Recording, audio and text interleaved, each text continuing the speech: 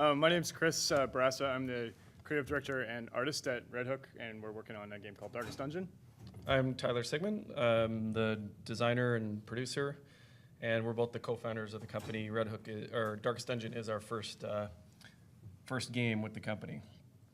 So, if anybody doesn't know, we're indies, and our game is essentially about the perils and stress and duress associated with like the adventuring lifestyle, and it looks a little bit like this.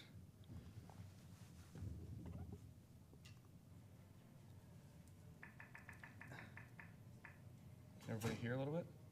It's pretty quiet. Come on, healer! Baby, you gotta go! Survival is a tenuous proposition. That's okay, come on, healer! Sprawling tomb. Come on!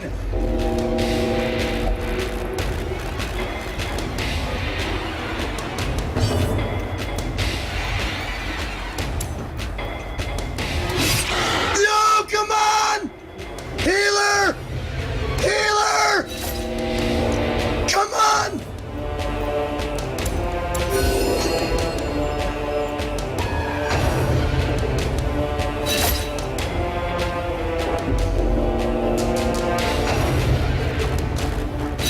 Come on! Come on!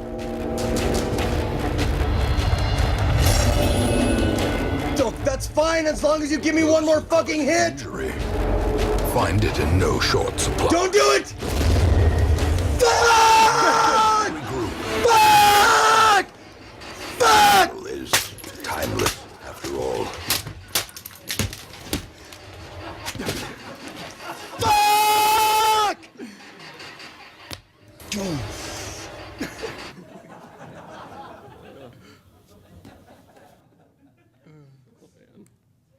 Okay, so the idea of Darkest Dungeon was essentially to create an RPG experience about the psychological trauma and emotional toll that the adventuring lifestyle takes.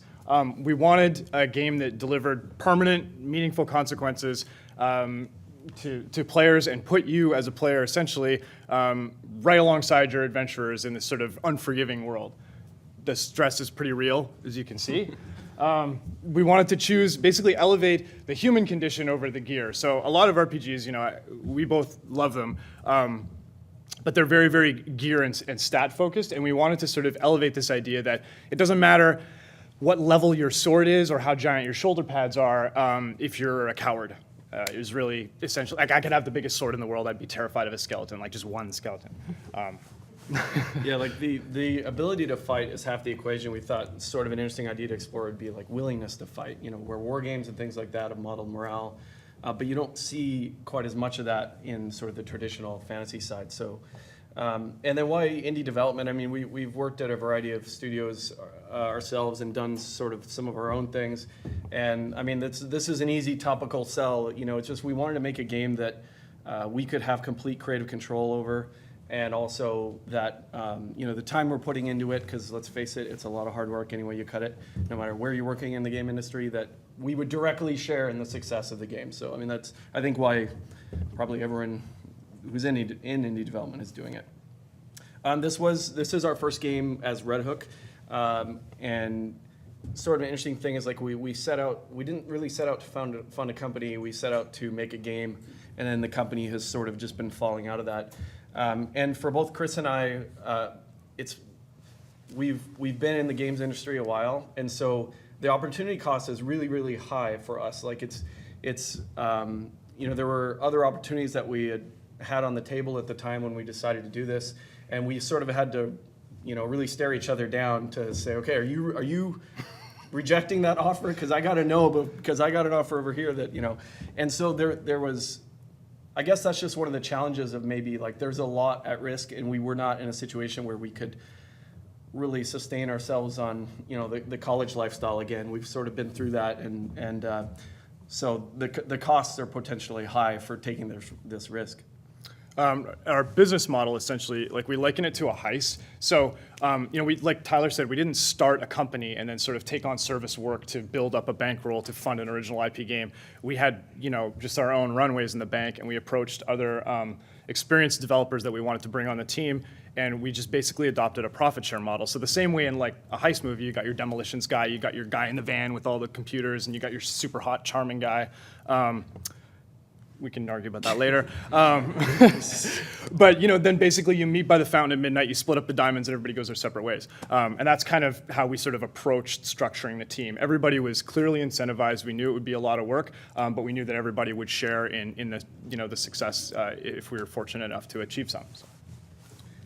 And yeah, go ahead. Yeah, part of that in assembling the team, like one thing we sort of just learned from working at different places is there's no substitute for quality. So we really set out for trying to find people that could inspire us, and if we fell down, that they could pick up the slack. And so we wanted to partner effectively with people that are better than us. And it's worked out in a couple ways. I mean, we've got some really great, like our audio partners and our composer and even our narrator. They're just all, they deliver work that's amazing. And, it's definitely the strongest team I've ever been a part of. And I just think that's definitely one of the ingredients and where we are.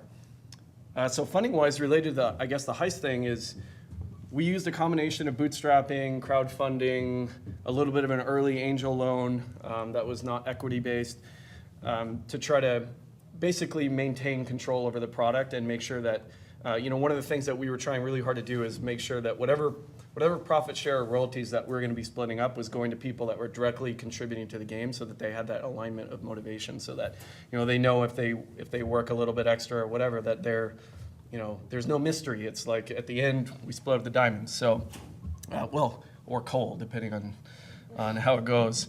So that allowed us to fund it complete with a variety of those things. But I think without any one of those pieces, it would have been really hard to do. Oh, and then I guess related to that, we had a targeted audience, so we never set out to be Clash of Clans or something that was going to be universally appealing, and we're going to talk a little bit more about that. But what that means from the funding perspective is, we felt like there was, as long as we get some core RPG players to buy it, we should be okay. We don't need to conquer the world. We just need to do well enough to pay ourselves, basically. So obviously RPGs it's a crowded marketplace. I mean, it's an evergreen genre. It's got a very, very popular and enduring type of game. But we wanted to be able to stand out. It's really, really important, obviously. So for me, from a creative direction standpoint, I think the most important thing is that every facet of your game be routed through and reinforce and reinvigorate the core message that you're trying to deliver with the game. This will help your product be like extremely unified and very, very tight and hopefully, appealing. So for us on the art side, we wanted imagery and an art style that sort of reflected the time period we were referencing. We wanted the game to feel old and worn, the same way the characters get worn, the same way Ezekiel got worn playing the game. So we looked at a lot of like woodcuts and illuminated manuscripts, but obviously it's a video game, it's happening in the modern time, so we wanted to give it a little bit of a comic book kind of more dynamic edge as opposed to those really static kind of like Albrecht Dürer kind of drawings. Since I'm the art director and the art staff, I needed to like externalize the art direction. I think this is really, really important. I needed to be able to judge the work that I'm doing outside of my emotional attachment to it. So it needs to not necessarily be my best day or be my best work, but I had to be able to sort of hit a list of things like to make sure that it was consistent so I can keep making forward progress. The other thing about having an art direction that's essentially like externalized is you can review it without bias, and you don't just, if you're trying to make a game that looks the best you can make it, it's really easy to get hung up on like one piece of content and keep massaging it over and over and over again, because it's never going to be good enough because you're an artist and nothing's ever good enough. So at a certain point you kind of have to be able to measure what you've done and say it's good enough for the role that it fills in the greater whole. And also for efficiency of production, because again, I'm the only guy doing the art. I needed something that I could do quickly. I needed to sell people on the idea that a little bit of sloppiness and a little bit of messiness was part and parcel of the look of the game, and that in turn reinforces the creative direction because all the heroes are flawed and sort of worn down in our game. They all have dirt under their fingernails, and so the messy style of art not only helps me make more art, but it actually helps enhance the sort of overall tone. The narration, there's Wayne June does our narration, and again, we pulled him because he does a lot of Lovecraft audiobooks, and I used to listen to them while I would paint at night, and they're just fantastic. And what better way for a Lovecraftian game to double down essentially than to get like a really qualified narrator to step in and bring that gravitas. And I mean, I wish he was doing the talk, to be honest with you. He's got a way better voice than I do. He could be our proxy. We just say And whisper in his ear and a little Cyrano of Bergerac.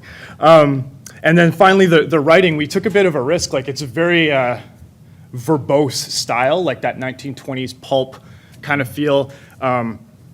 It uses a lot of old kind of hacky kind of words. They're very colorful, very flamboyant.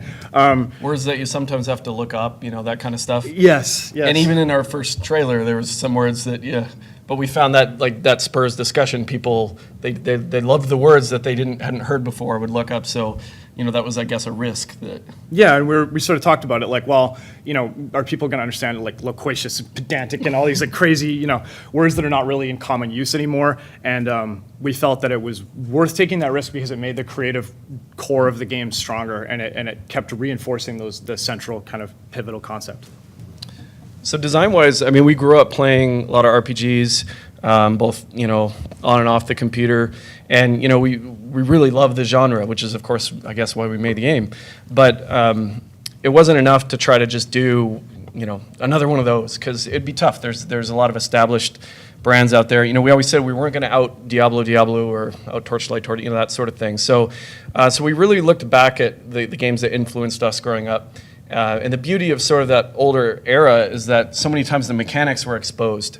You couldn't always just wow people with graphics and, particle effects and things. And so, our combat, it looks a little bit like if you took Bard's Tale combat and then kind of pushed it side on. The characters in front generally have melee abilities and you're limited on reach, and each skill has requirements for which position you have to be in and that sort of thing. So we tried to create this side on kind of tactical turn-based engine. And then, roguelike, it's sort of funny, like a couple years ago, I mean, people were just starting to use the term. And of course, I grew up playing NetHack and Rogue and all these other sorts of things. And we found kind of through development that it's just, we never really set out to call it a roguelike because there's all these debates about, well, if it doesn't have this, then it does not qualify. But sometimes it's very just efficient to refer to something, one word that carries a whole bunch of meaning. So it definitely has roguelike elements, or it's a roguelite, or it's a roguelike-like, depending on who you talk to. There's some board game DNA in there, especially in Town. We kind of envision Town as a little bit of a board game. You come back from missions, your characters are stressed out. There's a slot in the tavern for them to drink. You put them in the slot. It's a little bit of a Euro game. In terms of kind of the construction, the mechanics. And I think the Affliction system was sort of the signature. We were at the West End, everything was signature tater tots. Yeah, signature tater tots this morning. So the signature thing is the Affliction system, which is how the characters go crazy. You saw in the video, they respond to stress in different ways. And but part of that is the players, there's reduced agency by the players. Like when the character is reacting, the hero, you don't have absolute control over them. That was actually a really important part of the game, but definitely a risk because we weren't sure how people would take that. And then a ruthless autosave. I don't generally like that myself. It's not like I'm pro, a certain save dogma or anything, but for this game to have meaningful consequences, it needed to have this autosave that is one step ahead of you. Like you can't, we don't want you to be able to save scummit. We don't want you to, lose a battle and say, I'm going to reload and try that again. As if he could have reloaded the battle, he would not have been as upset. And so that was really important to just pay off the direction of the game, is that we had to do some of these features. And I think it's interesting to sometimes let design fall out of that. Like sometimes you try to design lead, but I think it's important to have design serve the creative direction of the game. And yeah, it's not a game for everyone. I mean, obviously it's not a game for everyone. If that stresses you out watching that, it might not be a game for you. Okay, so we wanted to give a quick high level of just from inception just to where we are and a few key beats along the way. So we approached our announcement, like we basically hooked up, we didn't hook up, but we started development 2 years ago. And philosophically, we wanted to like, you know, a lot of indie developers, they make a lot of things very, very transparent. I think that's really exciting and it's cool to watch. But because that was sort of the prevailing trend, we thought we wanted to hold a little bit back and preserve a certain amount of like mystique and you know, treat it a little bit more like show business where we get back to kind of making a splash and doing something that's a bit more impactful. Because if the door is always open, then you kind of get tired of wandering through it, I guess.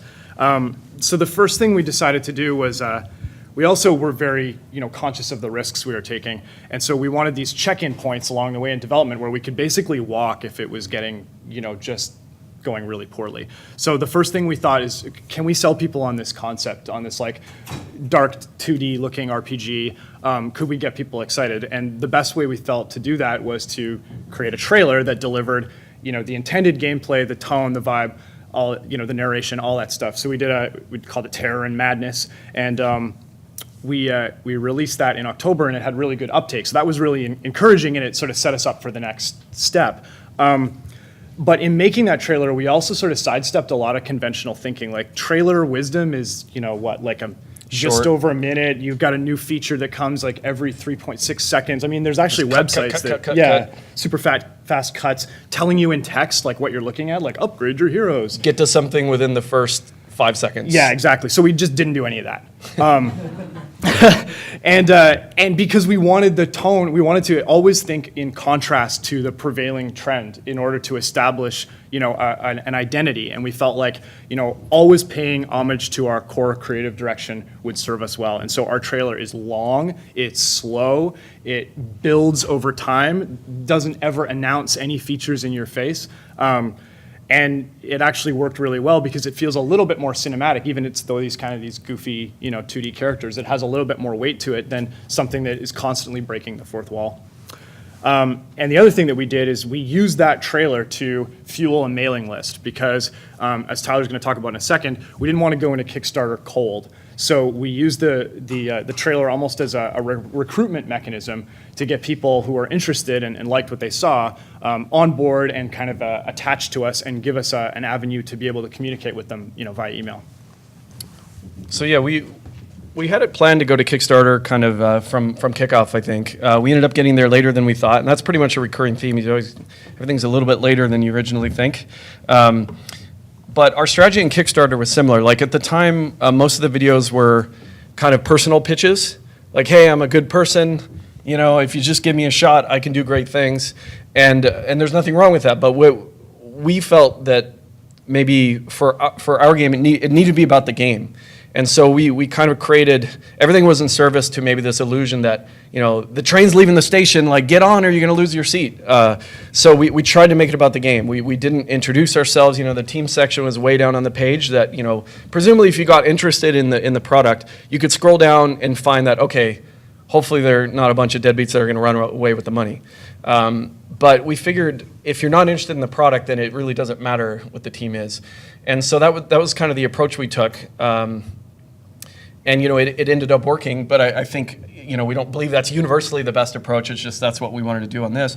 And we wanted to, you know, there's a few other little Kickstarter strategy points we wanted to ask for as little as possible where we could still, of course, accomplish what we set out to do. And that's one of the reasons that we took that $75,000 angel loan at the beginning to be able to ask less on Kickstarter. Because there's a funny thing about Kickstarter, which is like the fact that you're funded is a story, regardless of what you ask for. They were funded, you know, so that you get stories from just being funded. So it's kind of this a little bit of gaming the system where you want to set your target as low as you can, you know, and still accomplish everything. I mean, you don't want to get money and then not be able to do what you set out to do. But so we had a successful Kickstarter, and that enabled us to basically, you know, keep the lights on and pay ourselves a little bit during development, although not very much because we still had a lot of external costs. I mean, the true budget of this game, you know, if we were paying ourselves, et cetera, is far higher than that amount. And we learned a couple things along the way, certainly that, there's a couple of things if we could go back in time and fix in the Kickstarter, we would. One is we did a bit of exclusive content that was highly controversial. It is in every single Kickstarter, but we think, a timed exclusive is a little bit better. And we've had some confusion over early access. Like we had a non-early access tier, and then everything above that gets early access. And a lot of people are sort of confused wait, it's on the store. How come I can't have it? Well, you didn't buy the early access tier. Well, I didn't know the early access was going to be more than just a pile of buggy stuff, So I think we would simplify that if we could go back in time. Yeah, definitely. Gotten a few emails about that. So why would we do early access? Essentially, we think it fits the game. It's a very systems-heavy game. There's a lot of balancing and tuning, and the game benefits from a huge amount of feedback. So the more people feeding into it, the stronger the game is going to get. Early access may not work for every game, but we felt for this game, we'd actually be really well served by it. There is obviously a cash flow benefit. Kickstarter had come and gone by that point, and we were back on our personal savings and RSPs and mortgage defaulting, and you get the benefit of like a double launch essentially. So Kickstarter was a great place to generate some hype and some publicity, and then early access is another time you can kind of surface and make some noise in the marketplace, and then of course that sets you up for your launch, which you can do again.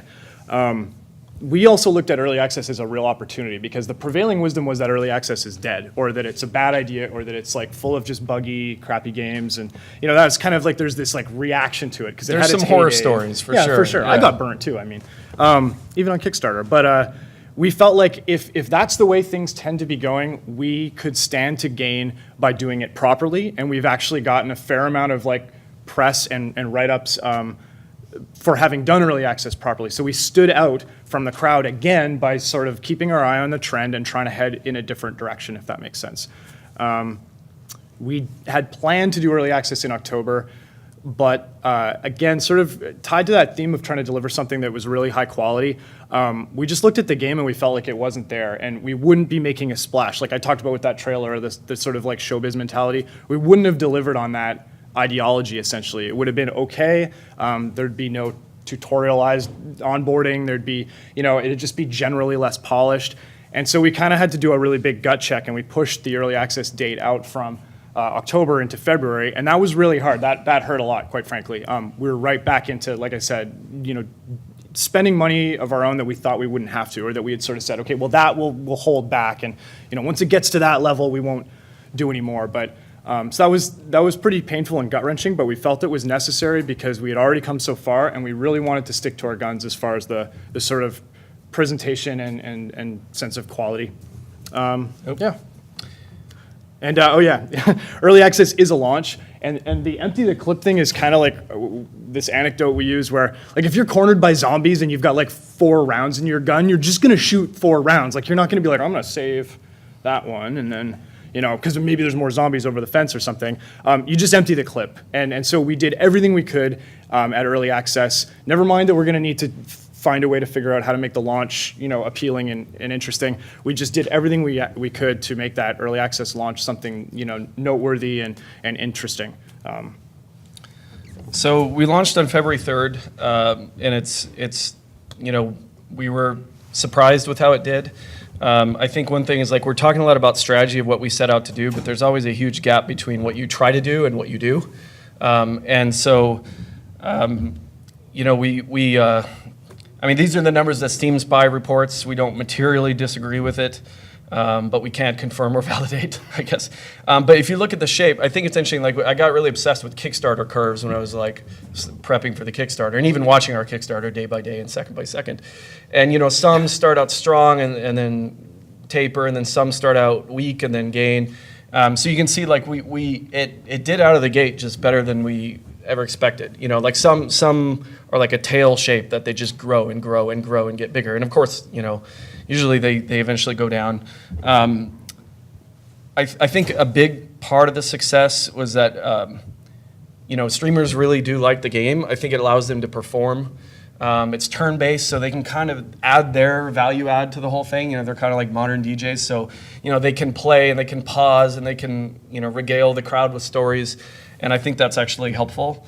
And it obviously helps in the spreading. I think everyone is making games is probably obsessed with, how to reach press, how to reach streamers, all the above. But I mean, certainly the streamers are just huge, important. One other just note is that we haven't yet put it on sale, and we haven't also done any really big updates yet. It's been out for 3 months, and if you would have asked us before it launched, I would have said we would have done a couple really big updates by now. But that kind of gets into this speed bump bullet here. So we were validated, and like Tyler said, we're talking about the aims and ideas that we had and sort of the hopes, but the whole time we were just terrified, super stressed out. Like the morning that we launched early access, we're pacing back and forth, it's terrifying. And we had a problem where we couldn't get it launched on time. It was half an hour late, it was the end of the world, it's 10:30, why isn't it, Yeah. So it's an emotional, stressful journey, not unlike going down into a dungeon and trying to kill things for a living, only with less blood and we don't have weapons. But we had some speed bumps along the way. We launched and it was very successful, and we were awed and very humbled by it. But we were also inundated with community support, requests and issues. Tons of technical support, bug problems. We're 5 guys, and Tyler and I do a lot of the logistical coordination stuff. And in addition to direct content, content creators. I'm I don't know, I got to email this guy back, and I'm doing 7 things badly all at once. So that would kind of took us by surprise, and we got caught a little bit flat-footed there. And that ended up, with a few personal issues, and quite honestly, the amount of effort, and I'm sure a lot of you understand this all too intimately, you borrow from your family credit, pretty heavily. I was in, wife overdraft. So the minute the game shipped, that afternoon, she's like, is it going well? I'm like, yeah. And she's like, okay, great, because you got to, pick up Remy and take him to soccer, and because you're home now. That was the understanding. And so when you need to reinvest in your family and your loved ones and sort of pull yourself off the computer screen, and it takes a little bit of time to do that. It's obviously very, very important. But all of these things added up to the fact that, we're not really able to mobilize big content updates until a little bit later than we had hoped. But it's kind of you need to get back to your life, essentially, at a certain point.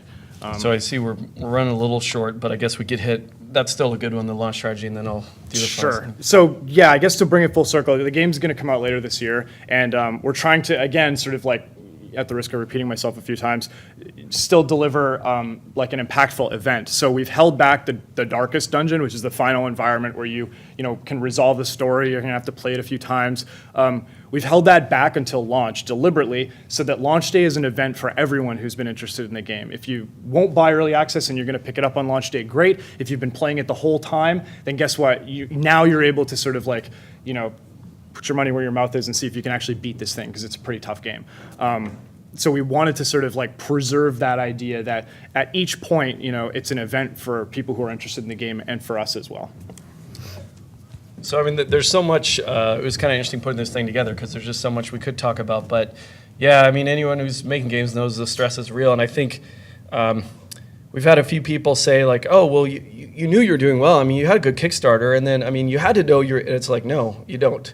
It's a hit-driven business where, the results go from almost nothing sold to incredible numbers sold, and you just don't know. And we were panicked right up to the last minute, and we still aren't taking anything for granted, because now we got to deliver on all the other promises that we've already set out to do, and we got a lot of game left to make. I mean, that's exciting and it's good. It's just all of our team got afflicted at various points during development multiple times. We learned a lot about each other and how we behave under stress. You can see the stress numbers coming off periodically. I mean, we talked a bit about anytime you hear, something's dead, PC gaming is dead, RPGs are dead, this is dead, early access is dead, Kickstarter, RIP Kickstarter. I just think everyone's really eager in this Twitter world to conclude things, right? To make the final statement on something. And we've tried really hard to look beyond that. It doesn't always work. I mean, I think just part of our strategy moving forward is to keep trying to look for those things, if not where we are today, but where are things going to be in 2 years. Fortunately, it's worked out on this, but it's hard to do, and I don't think it's going to get any easier. Yeah, like I said, I think it's a good practice to just empty the clip every time. Every time you're coming up on something big, throw everything you can at it. It has worked for us. I don't know, it might fail tomorrow, but so far so good on that front. not contacting certain press because you don't want to bother them later. We would just do everything we could at each juncture. Yeah, I mean, we've benefited so much from learning from other developers and partnering and doing cross promotions and sharing knowledge, and so yeah, it's not a zero-sum game. The market is growing. Like I know that indie-wise, there's a lot more competition, but also I don't know, Steam's up to 125 million users now, and it's growing. So I do believe the market is growing as well. And one thing that's been really important for us is we've always approached this just like any other job. Yeah. We work standard hours plus, and there's no way we would have gotten this thing done by now if we hadn't. So I mean it's not always fun, but it certainly has been an important part of the way we've structured things. Yeah, and I think building a solid team, attracting people that their work will elevate your own work, and you can all sort of hold each other accountable. Is the best way to go. If you don't want to have somebody on the team who's dragging you down because you can poison the well really, really quickly. And when things get really tough, like when it's pissing rain in November in Vancouver and you're working like 22 hours, you don't want somebody who isn't there beside you working just as hard. Because when things get tough, you want to be able to lean on each other. And that's something that we really worked well for us. Our team is all really dedicated and focused, and when we start to sort of stumble and fall, then we're there to pick each other back up. So we've run a little bit over. Apologies for that. So we don't really have time for any questions, but we'll be hanging around a little bit after as well. Let's multitask. I know we've got a heavyweight panel. If the panel wants to actually come up and get up on stage, we maybe have a chance for, if you don't mind setting up on stage, will I ask you questions? Sure. Hey, man. Yeah, you mentioned that to avoid exclusive content. Are you referring to like content that impacts like gameplay, or just like avoid like exclusive skins as well? Like, Certainly, the gameplay is the worst that's offender of the two, but it's just People just don't like it. It's a tough balance because when you're trying to formulate the campaign, you're thinking, how can I incentivize people? Well, I'll give them extra stuff, and it's just but you always have to think a lot. Okay, what about the person that comes later? That can be very, very frustrating. I think you can get away with visual stuff a lot more. And like I said, I'm not against all exclusivity. I think timed exclusive would have been a better solution to still incentivize people, but then you're not locking people out forever. Yeah, in the back. I may have not understood, but when you were mentioning externalizing your art directions, I understood the reason for why the art became the way it did. But is there anything you do to any strategy you take so that you can have that, keep that objective? Well, I think if you just decide it consciously, I've been a concept artist and a digital painter for 10 years or so, and I don't necessarily work this way. Like, I didn't do this kind of style before starting this game. So I adopted it deliberately. I crafted it and art directed it into something, and it could exist over here. It wasn't me. I wasn't pouring every last bit of myself into it, because I think that's where you can fall down as an artist. You just get so obsessed with doing better and better and better. Whereas the goal here is to do more so that you finish the game, right? You do yourself a disservice if you just get locked into one thing. So making the conscious decision that these are the things that make the art style for Darkest Dungeon, like cooling blacks, hard edges, foreheads high, kind of cute characters, just a little cute. All of these things I'm very, very aware of. We're going to keep you on stage. Okay, sorry. No, it's fine. Thank you. Yeah. That's awesome, John. Thank you very much.